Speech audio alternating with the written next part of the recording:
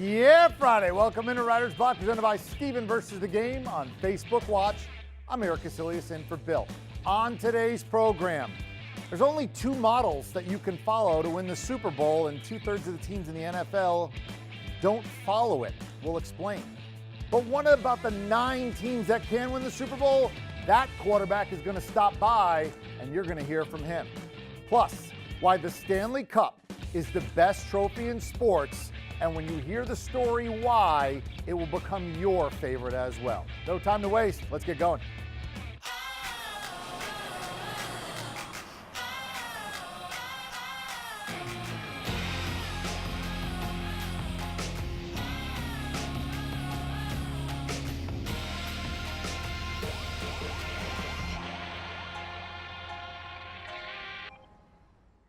Hey, welcome in. You know, Tom Brady was on Jimmy Kimmel last night, and he said something that I think he was half kidding, half serious, probably mostly serious. And I sort of giggled, and it struck me as pretty profound. He said, I don't have to take every dollar because my wife makes a lot of money. Specifically, I think the thing I've always felt for me in my life, winning has been a priority. And my wife makes a lot of money. I'm a little smarter than you think. Actually, it's a salary cap. You can only spend so much, and the more that one guy gets is less for others. And for a competitive advantage standpoint, I like to get a lot of good players around me. Okay, so basically here's the deal. Brady could make more, he takes less, so they can get 1 or 2 extra good players on the team. And 1 or 2 extra players, that means a lot. Especially when you look at the margin of error and the fact that there's only a very limited number of paths to go win a Super Bowl. That's right, a limited number of paths. It's an advantage. I looked it up.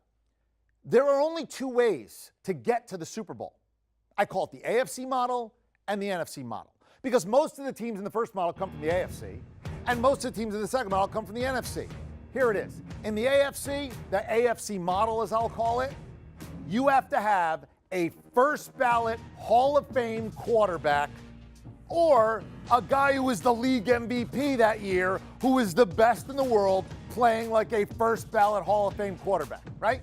You got to have the best quarterback in the sport on your team. That's the one way you do it. That's the AFC model. And again, a couple of twists and turns aside, but you see Patriots, Broncos, et cetera, et cetera, et cetera. We're talking about Roethlisberger. We're talking about Manning. We're talking about Brady. We're talking about Rodgers. We're talking about Breeze. The second way, the NFC way, it seems like a lot of teams have come this way, and there have been 1 or 2 AFC teams, but you pay a quarterback next to nothing on a rookie deal. And what you do is you make sure that your other 52 guys are as better than everybody else's 52 guys. There's no middle, right? You either have to have the best quarterback in the sport or the cheapest quarterback in the sport, and everybody else around him is the best in the game. That's the only 2 ways to do it. 26 straight teams who have gone to the Super Bowl have fit either that model or the other model with no exceptions. That's right. Look it up. 26 straight teams. So if you're a team that's paying $20 million, $17 million, $25 million to a guy who's not a first ballot Hall of Famer or isn't going to win the league MVP in a landslide like Cam Newton, where you got every vote but 2, you're not making it. It's as simple as that. So let's take a look. With no exceptions, you see, you don't want to be Matthew Stafford in the Lions, $27 million. Jimmy G in San Francisco, $27 million. Carr out in Oakland, $25 million. You're not going to make the Super Bowl with that model. There are no exceptions. And this is a warning to the Dallas Cowboys. If you're even thinking about giving Dak Prescott $20 million plus, you might as well say we don't want to go to the Super Bowl anytime soon, because there are no exceptions. It's as simple as this. You got to stick to the model. 26 out of 26 is not an accident. You don't win a church raffle to get there. You either have to have the best guy on the planet or a guy that's making nothing. Can't be in the middle. You know, and the reason why is I talked to one guy who was a former NFL GM of the year, and he said to me, Erik, here's the deal. If I sign my quarterback for $25 million, here's what I say to him. Go pick 3 or 4 guys out in the locker room, because we're going to have to drive them to the airport together, because we're going to have to cut them. It makes that much of a difference. Just look at Seattle. They had the whole Legion of Boom. When Russ wasn't making anything, he was a third-round pick. Now that Russ is making $35 million a year, the other 52 guys look a lot different and not better. Simple as that. So you basically have the 5 Hall of Fame quarterbacks I mentioned who can get there, 1 MVP type like a Cam Newton that year, Andrew Luck, and then you have 3 teams that have cheap quarterbacks and they have great 52-man rosters. Eagles, they did it 2 years ago. Bears, and the Rams, who were in the game last year. Those are the only teams who can win. Now, we basically told you only 9 teams can win the Super Bowl. One of those quarterbacks joins our program next. Can't wait to hear this. That's Straight Ahead. Thanks for being in. This is Writer's Block. I'm Erik Kuselias in for Bill.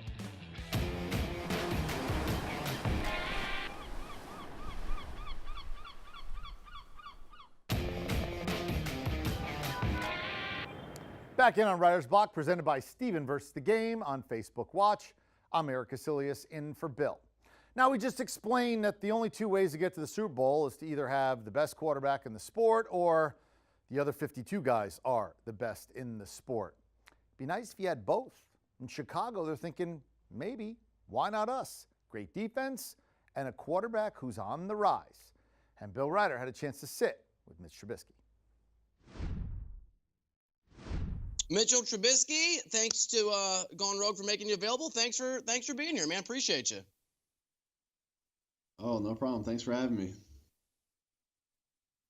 So what does a quarterback in the National Football League after a really successful year do in the offseason? What have you been up to? So I've been training, obviously. Just working hard, excited to be back in Chicago, going through OTAs. It's a very exciting time to be back with the guys. It's awesome going into year 2 of this offense, year 3 total for me. So it's been very exciting. It's been a learning process, and we're just excited to pick back up where we left off. But for me, currently right now, I'm excited to be with Gone Rogue on their new launch of their high-protein snack. It's an amazing snack. It sounds too good to be true, but I promise it's incredible. It's got that crunchy, salty flavor of a chip, except it's healthy, 17 grams of protein per bag. And it's been perfect for me this off season, just working out, training, because I could have it before training and after, get that protein and that healthy snack just in between meals. So very excited to be partnered with them. I'm excited for their launch, and you could try them out and order them on Amazon, and you got to check it out for yourself. I promise it's good stuff. All right, I'm going to check it out. My wife's been on me to find some healthy snacks in the house. She doesn't like what I've been eating. Happy wife, happy life. So Gone Rogue can help you, and apparently can help my marriage, right? Like everybody wins, bitch. That is one of the things I did not know this, but your marriage too. Apparently, it's definitely healthy for you, and it's definitely a great snack. If it helps your marriage, that is a huge selling point. So I hope it helps. Extra bonus. Not that long ago, you were waiting on draft night to see where you're going to be living, where your career was going to be shaped. Obviously, my Bears, went up and got you. When you watched the NFL draft a few weeks ago, do you still feel those nerves? What's it like having gone through that process, watching other guys follow in those footsteps? Yeah, it's a crazy process. I'm very excited that I'm going into year 3 and I don't have to go through that process again. So everyone says you don't know what you don't know, and you can only learn certain things by going through them. And I definitely learned a lot over my first 2 seasons in the NFL. And I took an even bigger jump last year being with Coach Nagy and this offense, all the playmakers we got, and really turn around and winning a bunch of games. So we're very excited for the future in Chicago. And it's very cool to continue to watch the draft and see where these guys go, and just realize that it's a dream coming true for them and their family, and that they have a great opportunity lying in front of them. So my advice to them would just be keep your head down, work hard. You got to earn the respect of your teammates and coaches in your building. And just realize that you're in an amazing position, and be thankful for that and take advantage of every opportunity. But there's also going to be adversity ahead, which I faced early on, and it's going to happen. And I think if you just know that there's going to be adversity, and you're able to face that with a great mindset, that no matter what it is, you're going to be able to overcome it with the help around you. had a great support system with my family, and amazing teammates and coaches, and just continue to work hard. And it's been a lot of fun. So I'm excited to be in year 3. Yeah, you know as well as anyone that for all the pressure and expectations of any person who gets the opportunity to play in the National Football League at the quarterback position, particularly guys like you drafted high in the draft, you're the face of a franchise. Everything is scrutinized. What looking back, if you were giving advice to a young quarterback, how do you navigate? How did you learn to navigate that gulf between the unfair, probably expectations that you better be an all-pro quarterback day one, and the reality is that everything, including playing QB in the NFL, that's a process. That takes some time.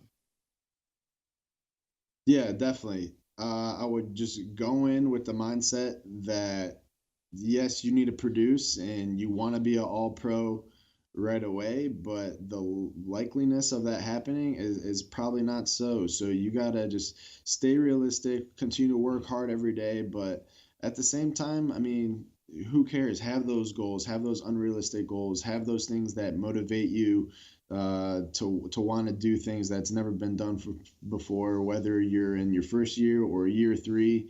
You just got to be willing to do things and go places that other players haven't gone before and do. So I think that's what motivates every single player to go out and be different and be themselves. But at the same time, sometimes there are unrealistic expectations for young guys coming into this league, and it's definitely different now than it has been in the past, where as soon as you get drafted, you're expected to produce right away, and that could be a lot of pressure coming from the outside. But if a lot of these guys coming in, I know how it was for me specifically, that I already put that pressure on myself. I already had that expectation that I wanted to produce and win games right away. And when that doesn't happen right away, it can be frustrating.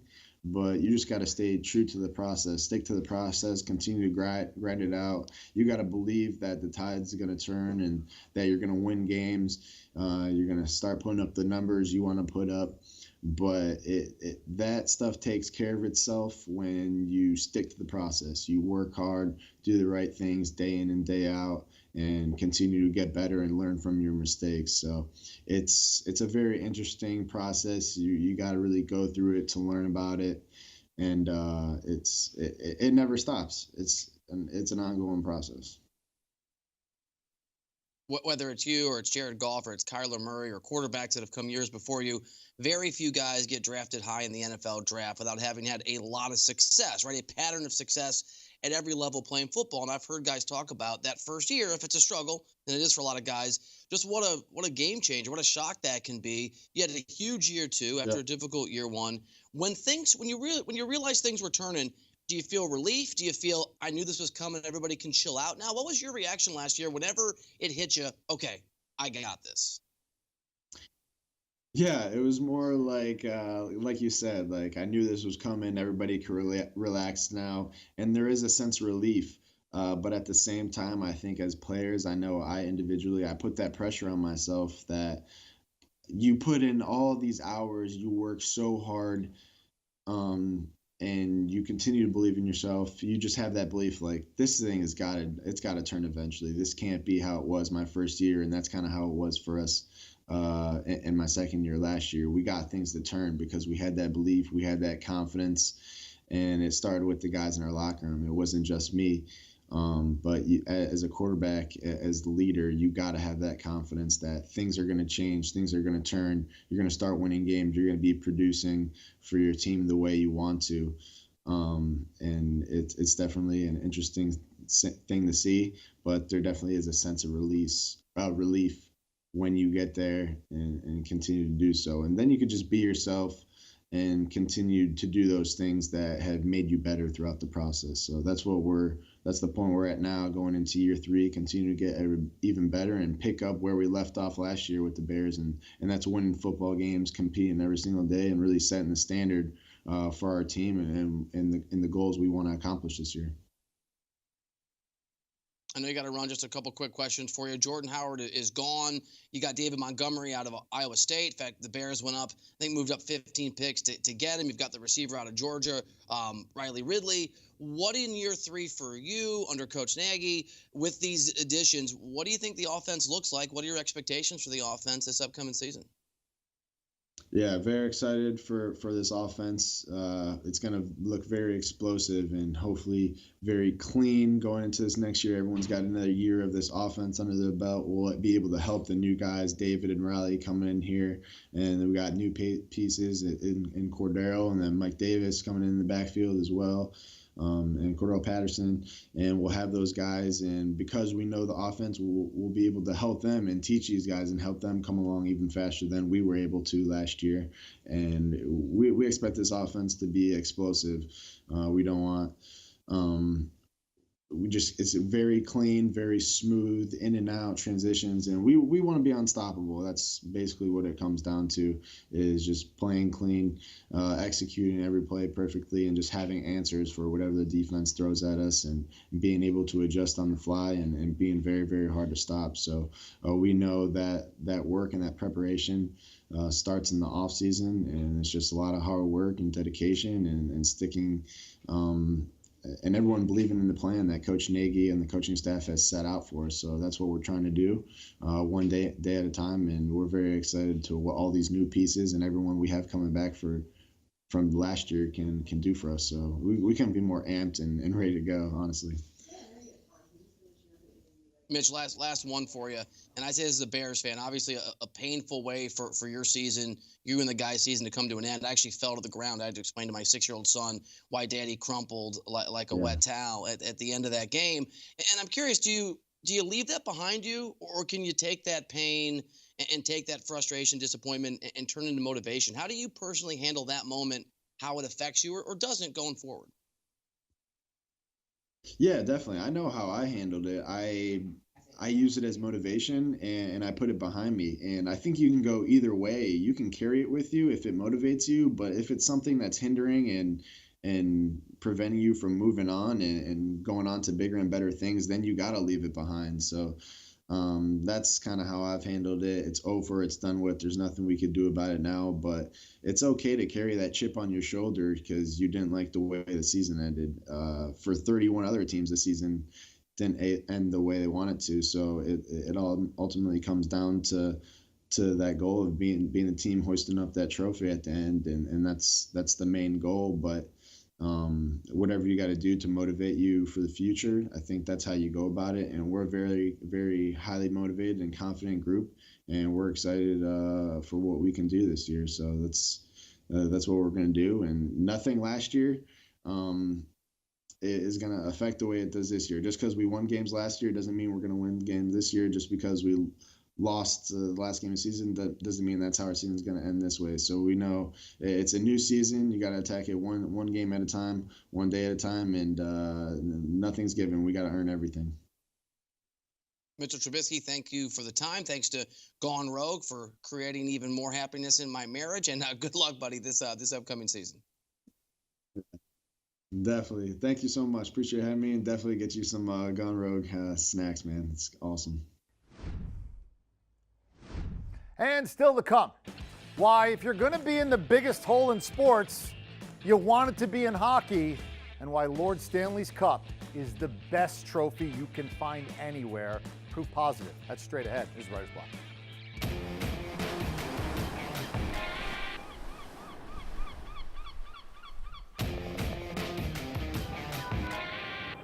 Welcome back into Writer's Block, presented by Steven versus the Game on Facebook Watch.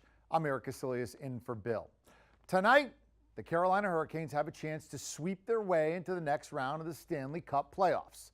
They'll face the Islanders, and they have a 3-0 series lead as they're going to walk into their own building tonight looking to make it 4 in a row. But this series is far from over because, at least in hockey, we've seen a few instances where teams down 3-0 have been able to come back. To quote the great Dumb and Dumber, so you're telling me there's a chance. Let's go inside the numbers, and let's start with 188. That's right. Of the 192 times an NHL playoff best of 7 has gone 3-0, the team leading has won 188, or meaning that 4 teams have come all the way back and won 4 in a row. Now, the first team to overcome a 3-0 deficit, that was in 1942. The Toronto Maple Leafs, they outscored the Detroit Red Wings 19-4, giving you that 19-4 numbers. They won 4 straight. They won the Stanley Cup. How about 96.9? The Islanders, they've been here before. In 1975, they were down 3-0 to the Penguins, and their goalie, Glenn Chico Resch, led them back. He stopped 96.9% of the shots, games 4 through 7. See, that's the thing in hockey. You get a goalie stands on his head, momentum can turn very quickly. How about 21-3? Last team to come back down 0-3. 2014, LA Kings, down 3-0 against the Sharks in round 1. And then they became the first team to make the Stanley Cup Finals, playing 21 games, winning 3 Game 7s on the road. Again, that's the Stanley Cup Final, if you want to say it properly. And then lastly, how about 26? Islanders, trying to avoid becoming the first team in 26 years who swept and then got swept. In 93, the Buffalo Sabres, the last team to suffer that fate. Now, the Stanley Cup is my favorite trophy in sports. Doesn't have to be yours, but let me tell you why it's mine.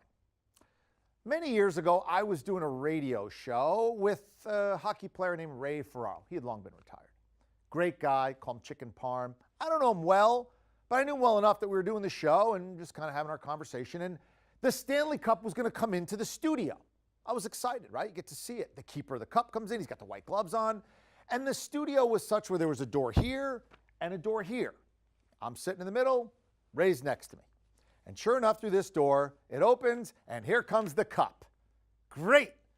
Nice to see you. Welcome in. Keeper of the Cup. That's a really cool title. How are you? Da-da-da, shaking hands. Oh, look at that thing. Unbelievable. This is... And Ray's gone. Where'd he go? Coming back from commercial break. Ray, nowhere to be found. Well, sure enough, got to put the headphones on. Got to do it. So we do the segment alone. I do it with the Keeper of the Cup. I say thank you, take my little picture with the cup, shake hands, guy wheels the cup out. Hey, thanks, good to see you. Nice, boom, boom, boom. I turn around, there's Ray. He's back, sitting next to me. I look at him, I'm like, Raymond?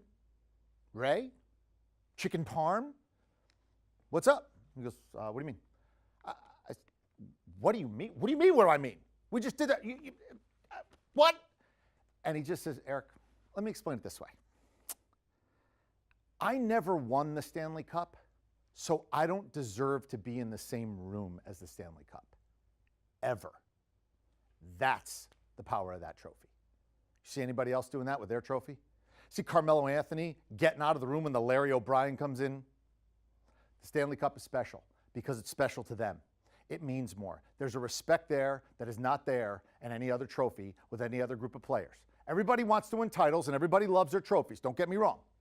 But this one has a little more oomph. And I felt it in that moment when I looked in his eyes and he said, I didn't win the cup, so I don't deserve to be in the same room as the cup. Well, you're going to have a whole new group of people win the cup this year. It's going to be an awful lot of fun. That is all our time. Thank you so much for being here. Thank you to Bill for letting me jump aboard and do it today. Have a great weekend. I'm Erik Kuselias. This has been Writer's Block.